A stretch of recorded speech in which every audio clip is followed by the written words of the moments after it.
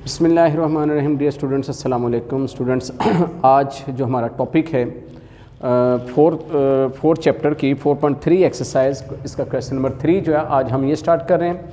Question number 3 करेंगे और 4 करेंगे आज की वीडियो में। तो आइए अपने टॉपिक की तरफ बढ़ते हैं। अगर आपने मेरे चैनल को अभी तक सब्सक्राइब नहीं किया हुआ तो काइंडली मेरे चैनल को सब्सक्राइब करें, लाइक और कमेंट करना मत भूलिए। तो आइए अपने टॉपिक की तरफ बढ़ते हैं। हमारे पास जो एक्सरसाइज है ये एक्सरसाइज है 4.3 और क्वेश्चन नंबर है 3। तो इसका फर्स्ट पार्ट जो है ये हम यहाँ से करते हैं। क्वेश्चन है, क्वेश्चन नंबर 3 में लिखा है simplify by combining similar terms √45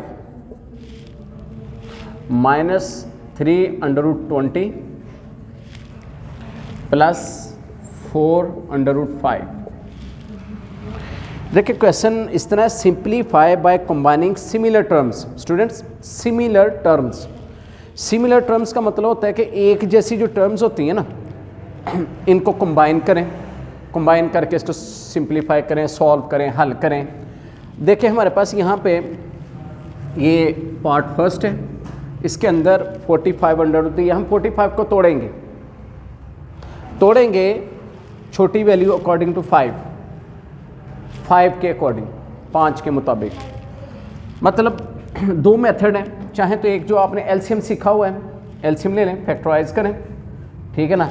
दूसरा मेथड होता है डायरेक्ट ये है कि आपको पता है कि 9 5s are 45।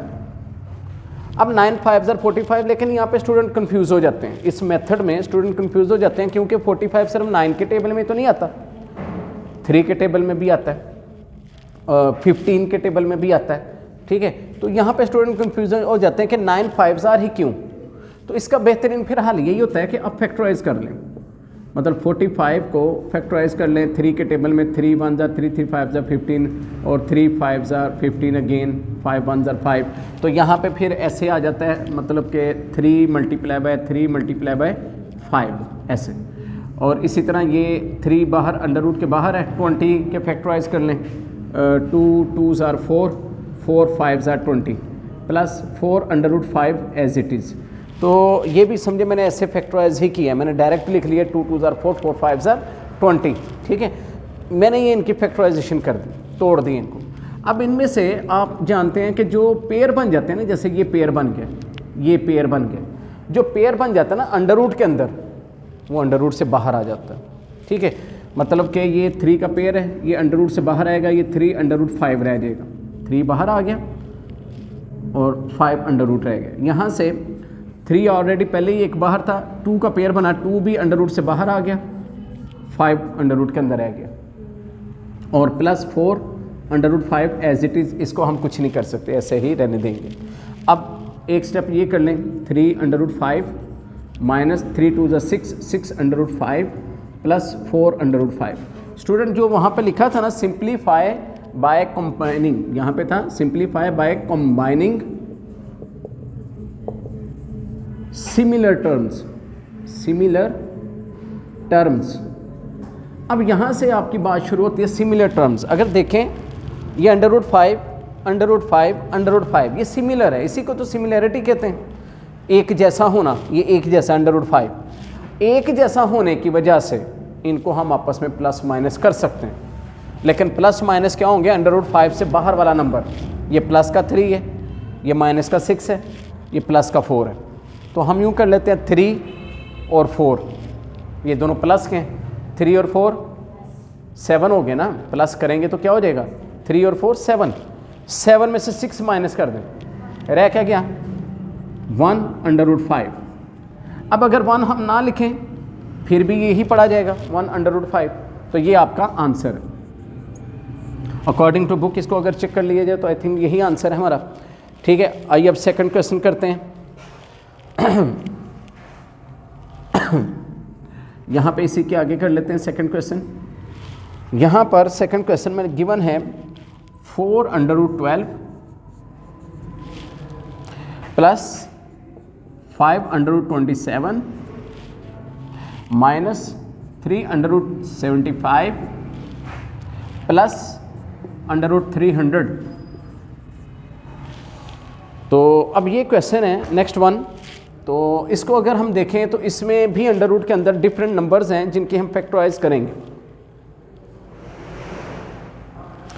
इनकी फैक्टराइज करनी है तो मतलब तोड़ना है, इन सब को तोड़ना है, 12 को, 27 को, 75 को, 300 को। हम इनकी फैक्टराइजेशन करेंगे। सबसे पहले 12 की फैक्टराइजेशन करें, जैसे हमने यहाँ पे 20 की 2 2 ज़ार 4, 4 5 ज़ार 20 बना।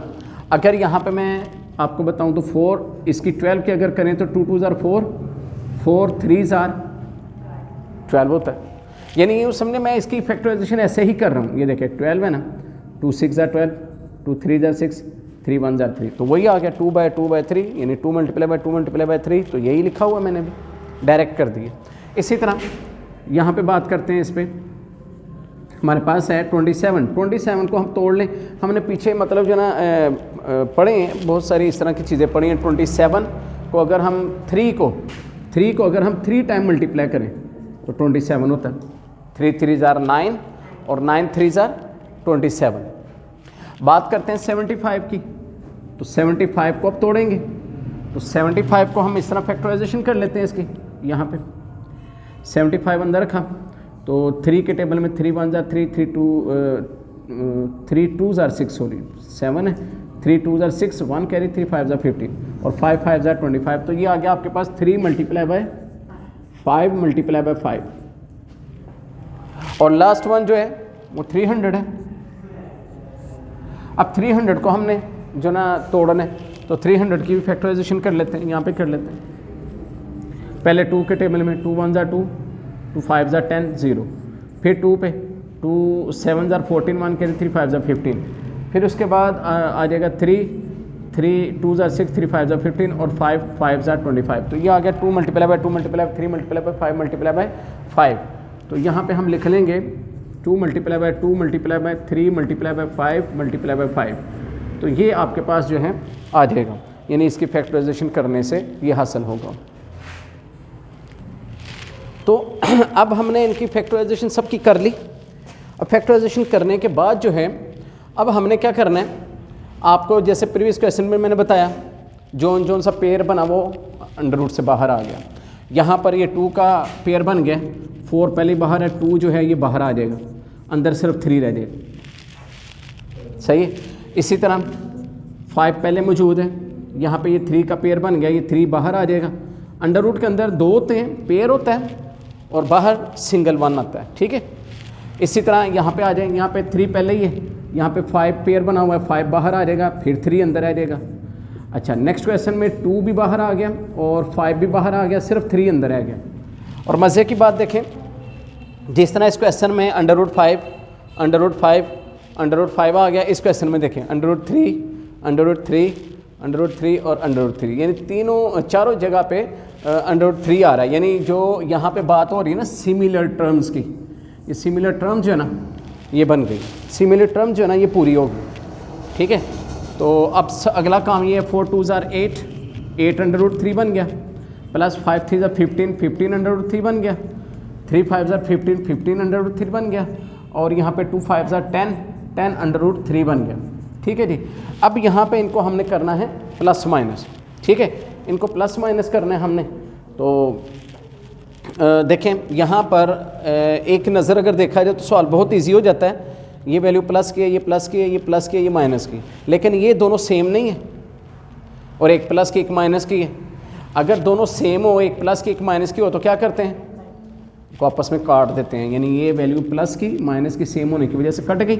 बचा क्या, 8 और 10 18 अंडर रूट 3, 8 योर आंसर। इसको आप चेक कर लें तो ये आपका जो है क्वेश्चन इस तरह मुकम्मल हो गया। तो स्टूडेंट्स अब हम क्वेश्चन नंबर 3 और 4 करते हैं। क्वेश्चन नंबर 3 जो है ये है, और 4 भी मैंने लिख दिया ताकि ज़रा ये क्वेश्चन कंप्लीट हो जाए, इसके दोनों पार्ट सेम टाइम में करवा दूँ विद इन शॉर्ट टाइम। तो ये क्वेश्चन है हमारे पास, क्वेश्चन यही है simplify by combining similar terms. तो अब देखें हमने करना क्या है, यहाँ पे इन दोनों क्वेश्चन में ब्रैकेट नज़र आ रही है और दोनों क्वेश्चन तकरीबन सेम है।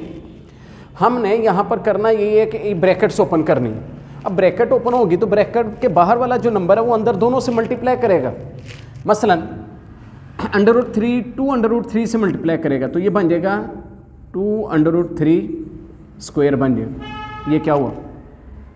सारी बात है, √3 से मल्टीप्लाई करे तो √3 का स्क्वायर बन जाता है। जैसे मैं कहूँ कि 2 × 2 हो तो क्या होता है जी 2 का स्क्वायर होता है, यानी 2 टाइम है तो 2 का स्क्वायर। तो बिल्कुल ऐसे कह लें कि √2 तो √2 तो ये जी √2 का स्क्वायर। ज़रा ब्रैकेट ले लेते हैं, ब्रैकेट में लगा लेते हैं, तो ये कंडीशन होती है।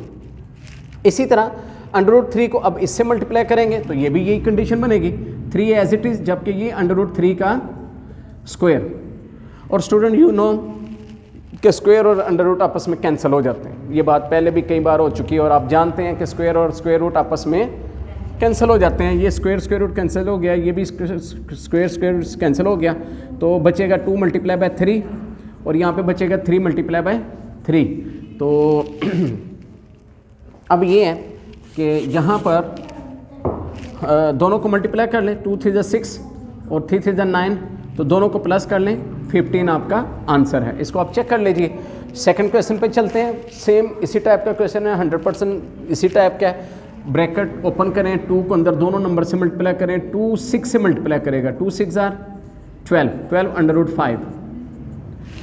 ठीक है। अब ये यहाँ पे एक बात याद रखें कि स्टूडेंट अक्सर जो ना करते ही हैं कि वो समझते हैं कि 2 को 5 से भी मल्टीप्लाई करना है। ठीक है, नहीं, चूँकि 2 जो है ये अंडर रूट से बाहर वाला नंबर है, इसके ऊपर अंडर रूट का साइन नहीं है। सो ये इसके ऊपर अंडर रूट का साइन नहीं है तो ये उसी नंबर से मल्टीप्लाई करेगा जिसके ऊपर अंडर रूट का साइन नहीं है। यानी 2 6 से मल्टीप्लाई कर सकता है, 2 5 से नहीं कर सकता। ठीक है, वो 5 अंडर रूट अलग रहेगा। यहाँ पर अंडर रूट वाला नंबर था, अंडर रूट वाले नंबर ने अंडर रूट वाले नंबर से मल्टीप्लाई किया था, उसने बाहर वाले 2 से नहीं किया था। पता ये चला कि अंडर रूट वाला नंबर अंडर रूट वाले नंबर से मल्टीप्लाई करता है और सिंपल कांस्टेंट नंबर जो है वो सिंपल नंबर से मल्टीप्लाई करता है। तो यहाँ पे 2 6 आर 12 और इसी तरह यहाँ पे भी 2 3 आर 6, 6 अंडर रूट 5। तो अब तो ये सिंपल आपके पास कंडीशन है। जैसे यहाँ पे ये दोनों नंबर जो थे आपस में प्लस हो रहे थे, यहाँ पे ये दोनों ये सिमिलर टर्म्स हैं दोनों, तो ये दोनों आपस में माइनस हो रही हैं। 12 में से 6 माइनस करेंगे तो 6 अंडर रूट 5, ये आपका आंसर आ जाएगा। स्टूडेंट आंसर चेक कर लें, ठीक है, वेरिफिकेशन हो जाएगी। तो इस तरह ये हमारा जो पार्ट जो है क्वेश्चन नंबर 3 जो है ये कंप्लीट हो गया। जी स्टूडेंट्स, अब क्वेश्चन नंबर 4, क्वेश्चन नंबर 4 में लिखा है सिंप्लीफाई, ओनली सिंप्लीफाई, हल कीजिए। ये मैंने 4 क्वेश्चन, इस पार्ट के 5 क्वेश्चन हैं, मैंने 4 यहाँ पे नोट किए हैं। छोटे छोटे क्वेश्चन हैं इसलिए मैंने कम स्पेस के अंदर ये पहले क्वेश्चन लिख लिए हैं। तो यहाँ पर अलजबरा के फार्मूलाज यूज़ हो रहे हैं, अलजबरा के बिल्कुल स्टार्टिंग वाले फार्मूले। जैसे ये क्वेश्चन है तो इसमें जो फार्मूला यूज़ हो रहा है ना, मैं वो आपको बताऊँ। फार्मूला इसमें यूज़ हो रहा है a + b × a - b। याद है ये फार्मूला आपको? a + b × a - b, यानी एक वैल्यू प्लस में एक बार माइनस में है तो हम इसको बोलते हैं किसके इक्वल होता है ये? a² - b², यानी दोनों वैल्यूज़ का स्क्वायर। तो अगर इस क्वेश्चन के ऊपर ये फार्मूला अप्लाई करें तो पहली वैल्यू का स्क्वायर माइनस दूसरी वैल्यू का स्क्वायर, पहली वैल्यू जो वो 3 है, दूसरी अंडर रूट 3 है। तो अब इसको हल कर ले, 3 का स्क्वायर 9 और ये square square under root cancel हो गया, 3 ही आ गया। 9 में से 3 माइनस करें 6, तो 6 जो है ये आपका आंसर आ गया। अब देखें यहाँ पर सिंपली 3 का स्क्वायर 9 है, बट 3 का अंडर रूट हो तो अंडर रूट और स्क्वायर आपस में कैंसिल हो जाते हैं, 3 आ जाता है। तो ये जो ना आपका आंसर आ गया। ठीक है, अगर बात करूँगी यही फार्मूला जो है वो यहाँ पर भी यूज़ हो रहा है। अगर इसको देखें तो ये भी तो वही कंडीशन है, एक बार प्लस में एक बार तो माइनस में, यानी a + b × a - b, तो a² - b²।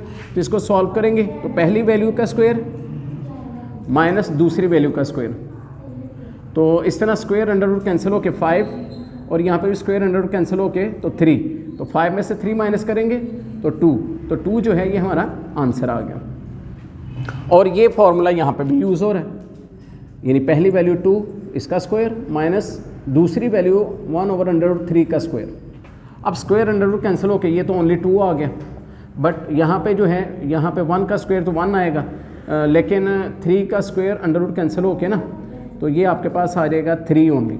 अब ये दो वैल्यूज़ को माइनस करने के लिए आपको एलसीएम लेना पड़ेगा, क्योंकि सिंपल माइनस तो बड़ी जल्दी हो जाता है। 5 में से 3 2, लेकिन इस तरह की वैल्यू हो तो इसका एलसीएम से माइनस करते हैं, एलसीएम लेते हैं 3 ओवर के नीचे 3 ही एलसीएम आएगा, 3 2 ज़र 6 माइनस 3 1 ज़र 3 1 1 ज़र 1, तो 5 ओवर 3 जो है ये हमारा आंसर है। ये क्वेश्चन रह गया। इसके ऊपर जो फार्मूला यूज़ हो रहा है वो मैं यहाँ पे लिख रहा हूँ। पहला फार्मूला जो हमने पढ़ा हुआ है a plus b square, a plus b का whole square is equal to क्या होता है a square plus b square plus 2ab। ये फार्मूला जो है ये बिल्कुल स्टार्टिंग वाला फार्मूला, ये फार्मूला यहाँ पे यूज़ हो रहा है। मैं यही फार्मूला यहाँ पे यूज़ करता हूँ। देखो √5 स्क्वायर पहली वैल्यू का स्क्वायर, √3 स्क्वायर दूसरी वैल्यू जो उसका स्क्वायर, प्लस 2 फार्मूले का √5 और √3 इनको अलग-अलग ब्रैकेट्स में ले लें। तो इस तरह ये स्क्वायर √ कैंसिल होके 5 आ गया, ये स्क्वायर √ कैंसिल होके 3 आ गया, जबकि ये जो है ये आ जाएगा 2 और इन दोनों को एक √ के अंदर मल्टीप्लाई कर देंगे 5 × 3। तो नेक्स्ट में आ जाएगा 5 और 3 को प्लस करेंगे तो 8, और जबकि ये 2 √5 3 = 15। तो ये हमारा आंसर हो सकता है, लेकिन ये दो वैल्यूज़ हैं, इन दोनों में दो जो है ये कॉमन बन रहा है, इन दोनों में 2 जो है ये कॉमन बन रहा है, तो इन दोनों में से 2 कॉमन ले लेंगे। तो इन दोनों में हम 2 कॉमन ले सकते हैं। तो ये चाहे तो इनमें से आप कॉमन हम ले सकते हैं, अगर कॉमन ना भी लें तो ये हमारा आंसर है। तो अगर हम बुक देखें तो बुक के अकॉर्डिंग ये आंसर हमारा बिल्कुल यहाँ तक ही है, ये आंसर सही है। तो अगर इसके आगे एक स्टेप हो भी जाए तो कोई इशू नहीं है, दोनों में से 2 कॉमन ले लिया जाए तो तब भी क्वेश्चन का आंसर दुरुस्त माना जाएगा। अब इस एक्सरसाइज का वो लास्ट पार्ट है, आइए लास्ट पार्ट करते हैं। जी स्टूडेंट, तो without wastage of any time last question जो है हम अब ये करने लगे हैं। लास्ट क्वेश्चन जो है इसके ऊपर जो फार्मूला यूज़ हो रहे हैं वो मैं बता देता हूँ आपको। कोई नया फार्मूला नहीं है, a + b × a - b a² - b², यही फार्मूला तो अभी पिछले क्वेश्चन में यूज़ हुआ है ना। तो यही फार्मूला फिर यूज़ हो रहा है, और एक मरतबा नहीं 3 मरतबा। ये फार्मूला 3 मरतबा इस क्वेश्चन के अंदर यूज़ होगा। कैसे? पहले ये फार्मूला सिर्फ इतने हिस्से पे यूज़ होगा, क्योंकि ये एक बार प्लस में एक और तो माइनस है, ये नहीं। आप इतने हिस्से पे ये फार्मूला यूज़ करें, यानी √x² - √y², ऐसे। और ये इतने, क्योंकि एक बार प्लस में एक बार तो माइनस में, दोनों के स्क्वायर हो गए, ये वैल्यू जो ये ऐसे ही नीचे आ जाएगी, x + y × x2 + y2। फिर ये स्क्वायर रूट कैंसिल हो गया, x आ गया, ये भी स्क्वायर रूट कैंसिल हो गया, y आ गया, और ये वैल्यू अगेन ऐसे लिख लें, x + y × x2 + y2। अब क्या करें? अब ये फार्मूला सिर्फ इतने हिस्से पे लगना है, क्योंकि ये एक बार प्लस में एक और तो माइनस में। जैसे a + b a - b a2 b2 है, यहाँ पर x - y x + y equal होगा x2 - y2 के, और x2 + y2 यहाँ पे पहले मौजूद है, उसको ऐसे नीचे उतार लिया। अब क्या करेंगे? अगेन थर्ड टाइम इतने से पे ये फार्मूला यूज़ हो रहा है, वही पहली वैल्यू x2² - y2²। तो x2 का स्क्वायर जो होता है x4 होता है, -y2 का स्क्वायर y4 होता है। तो इस तरह स्टूडेंट ये हमारा लास्ट पार्ट था, और ये कंप्लीट हो गया, और हमारा ये आंसर आ गया। और इसके साथ ही स्टूडेंट्स आज हमारी ये एक्सरसाइज जो है ये कंप्लीट हो गई। इसके हमने सारे पार्ट जो है डिस्कस कर लिए। तो अपना बहुत सा ख्याल रखिए, ठंड का मौसम है, सर्दी का मौसम है, तो गर्म लिबास पहनिए, मतलब कि एहतियात कीजिए, ज़्यादा बाहर ना निकलिए। अपना बहुत सा ख्याल रखिए। अल्लाह हाफ़िज़, अस्सलामु अलैकुम।